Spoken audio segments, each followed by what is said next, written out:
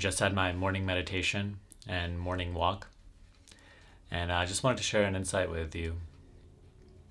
In the beginning, self-inquiry is going to seem very, very difficult, and it might even seem pointless, right? Why am I clinging on to this presence? Why am I just keeping my attention from going outward?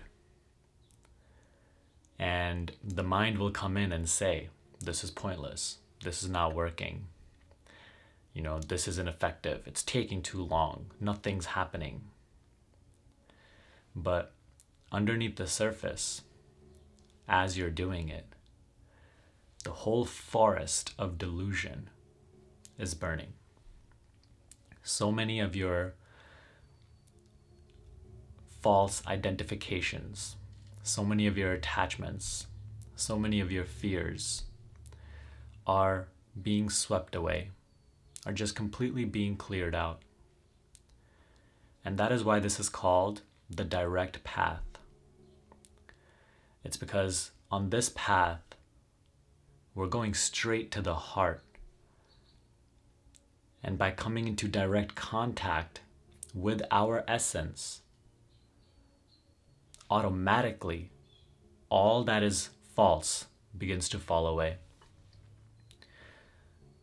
One thing you will see in other paths is that there's always something that needs to be done in order to accomplish an objective, and a destination is always being chased.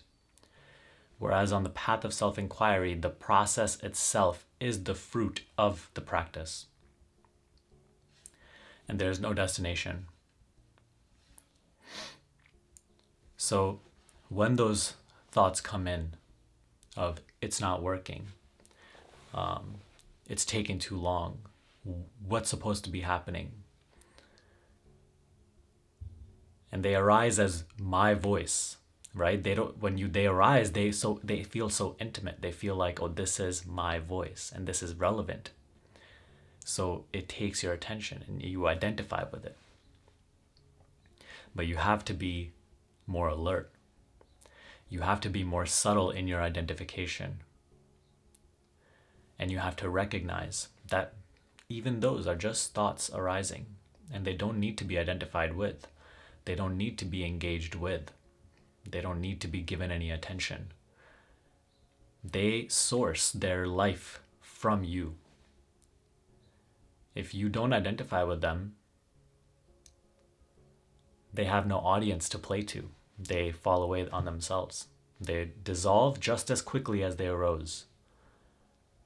So when they arise, when those doubts arise, you have to decide where you're going to place your faith, place your belief. Are you going to place your belief in those thoughts which claim, oh, it's not working, what's supposed to be happening? This is taking too long. Or are you going to place your faith in yourself?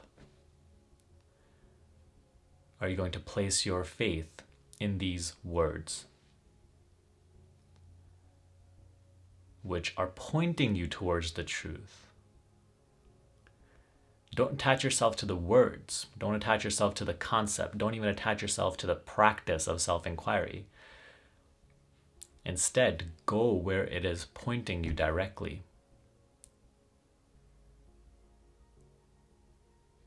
So know that as long as you stay consistent with this practice, as long as you simply keep your attention in its source to the best of your ability,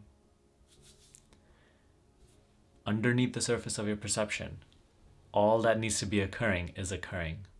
And you yourself, over time, will perceive this as well. The mind will recognize this over time.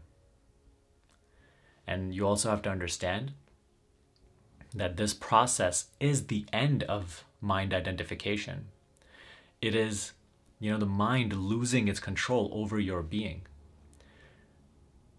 It's a shifting of regimes from mind to presence. So be prepared for the mind to come up with all sorts of resistance. The mind wants to live. The mind wants to keep you stuck in its identification. So don't worry about the mind. Just know that the only power the mind has is you. And if you continue to give it that power, then it will continue to be your reality. It will continue to be, right? That you will experience all that it is imposing on you, all that it is projecting on you. But if you always stay in your true place, in your true position, then mind will arise and subside. And you will be as you are. And as I said, over time, this awareness will quite literally flow into every aspect of your life. And the mind will recognize that over time as well. But in the beginning stages, this practice does require some effort, right? It requires of you to diligently inquire and maintain this level of alertness. Don't fall asleep. But in a very short amount of time, and it varies from person to person, it becomes quite effortless. Then it is no longer you doing something to really maintain this practice. As I said before, it's the direct path. Then it becomes the self itself reeling you in. And so it becomes much more effortless. And all the differences you notice in yourself, in your life, themselves start to show to you why this practice is so important. And inwardly, the relief and the peace that you feel, you recognize that is not an emotion that comes and goes. That there's something more to that.